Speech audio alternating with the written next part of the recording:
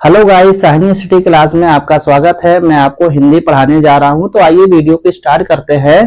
तो गाइस, हमें किस पे बात करनी है? वर्ड। वर्ड मतलब क्या होता है? अक्षर होता है। बताइए, अक्षर के टुकड़े कर सकते हैं? जैसे का को लेना है तो क्या का के टुकड़े कर सकते हैं? नहीं कर सकते। खा लेना है तो खा के टुकड़े कर सकते हैं? नहीं कर सकते। तो हमारा यहाँ परिभाषा क्या बन गया कि वर्ड। वर्ड मतलब हमने बता दिया अक्षर, मतलब शब्द का सबसे छोटा खंड जिसके और खंड ना हो सके उसे वर्ण कहते हैं। जैसे क ख ग इत्यादि इसके खंड कर सकते हो तो इसका हमारे परिभाषा बन गया ये। ठीक है, अब आते हैं वर्ण के भेद। अब क्या होता है वर्ण के भेद? वर्णों के व्यवस्थित समूह को हम क्या कहते हैं? वर्णमाला कहते हैं। जैसे क्या होता है, हम क्या करते हैं? माला बनाते हैं। तो माला बनाते हैं तो हमें क्या करते हैं? एक ही मोती नहीं होती, उसमें बहुत सारी मोतियों को एक साथ पिरोना होता है, तब जाके एक माला बनता है। उसी प्रकार से यदि हमें शब्दों का निर्माण करना है, वाक्यों का निर्माण करना है, तो हमें शब्दों को कलेक्ट करना पड़ेगा, यानी शब्दों को समूह में रखना पड़ेगा, तब जाके हमारा क्या बनेगा? वर्णमाला बनेगा। अर्थात हमारा परिभाषा हो गया, वर्णों के समूह को वर्णमाला कहते हैं। अर्थात वर्णों को दो भागों में बांटा गया। यदि आपसे पूछा जाए वर्णों को कितने भागों में बांटा गया है, तो आपका आंसर क्या होगा? दो भागों में बांटा गया। कौन कौन? एक है हमारा स्वर और दूसरा है व्यंजन। ये हमारा हो गया स्वर और हो गया व्यंजन। ओके, अब स्वर कितने होते हैं? सभी को पता है स्वर कितने होते हैं? 11 होते हैं। अब क्या होता है? जैसे अ, बड़ा या, छोटी, बड़ी, छोटा उ, बड़ा उ, री, ये हमारे हो गए। ठीक है, उसके बाद में ए, ऐ, ओ, औ। अंक और आहा को नहीं लिया गया है, उसको हम आगे बताएंगे वो क्या होते हैं। ठीक है, अब व्यंजन कितने होते हैं? व्यंजन हमारे होते हैं 33 होते हैं। ठीक है, जैसे क, ख, ग, घ, अंगा। ओके, च, छ, ज, झ, इया, टा, ठा, डा, ढा, अड़ा, ता, था, दा, धा, ना, पा, फा, बा, भा, मा। ये तो सभी को पता है, ये तो सभी ने स्टार्टिंग में फर्स्ट क्लास से सब लोगों ने रट रखा है। लेकिन यहाँ हम कुछ और बताने जा रहे हैं, इसके माध्यम से हम कुछ आपको और सिखाने जा रहे हैं।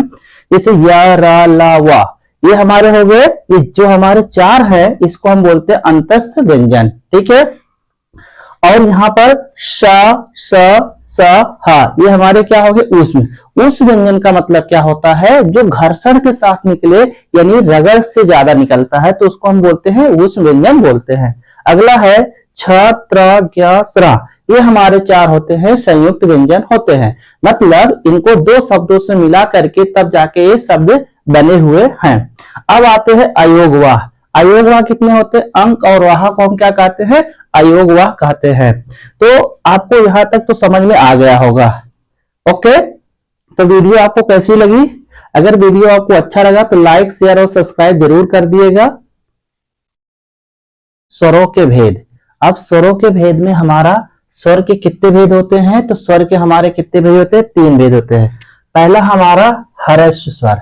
ह्रस्व स्वर का मतलब होता है जिन स्वरों के उच्चारण में कम समय अर्थात एक मात्रा का समय लगता है, उन्हें ह्रस्व स्वर कहते हैं। मतलब कम से कम समय लगे बोलने में, जो शब्द आता है वो कम से कम समय ले, उसको हम बोलते हैं ह्रस्व स्वर। तो जैसे हम मान लेते हैं यहाँ पर इनकी जो ह्रस्व स्वर की जो संख्या होती है, इनकी संख्या कितनी होती है? 4 होती है। तो अ, ई, उ, री। अब बताओ इनके बोलने में ज्यादा समय लग रहा है? नहीं लग रहा है, क्योंकि इसको हम तुरंत बोल दे रहे हैं। समझ में आ गया? अब आता है नेक्स्ट दीर्घ स्वर। क्या है? दीर्घ। जिन स्वरों के उच्चारण में ह्रस्व से दोगुना समय लगता है उन्हें दीर्घ स्वर कहते हैं। ओके, मतलब जो हमारा ह्रस्व स्वर था उससे थोड़ा सा ज्यादा समय लगता, अगर उससे ज्यादा समय लग रहा है तो उसका नाम हो गया हमारा दीर्घ स्वर। जैसे जैसे हमारा आ, ई, उ, ए, ऐ, ओ, औ। ओके, तो अब तीसरा हमारा है प्लतु स्वर। प्लतु स्वर होता है जिन स्वरों के उच्चारण में दीर्घ से भी अधिक समय, अर्थात जो इन दोनों ह्रस्व और दीर्घ को मिलाकर इनसे भी ज्यादा समय लगता है, उसको हम कहते हैं प्लतु स्वर। जैसे ओम, हे राम, हम जो किसी दूर को बुलाते हैं हे राम ओम, तो इसमें क्या होता है? मतलब अधिक समय लगता है, तो इसको हम बोलते हैं प्लेथु स्वर। ओके।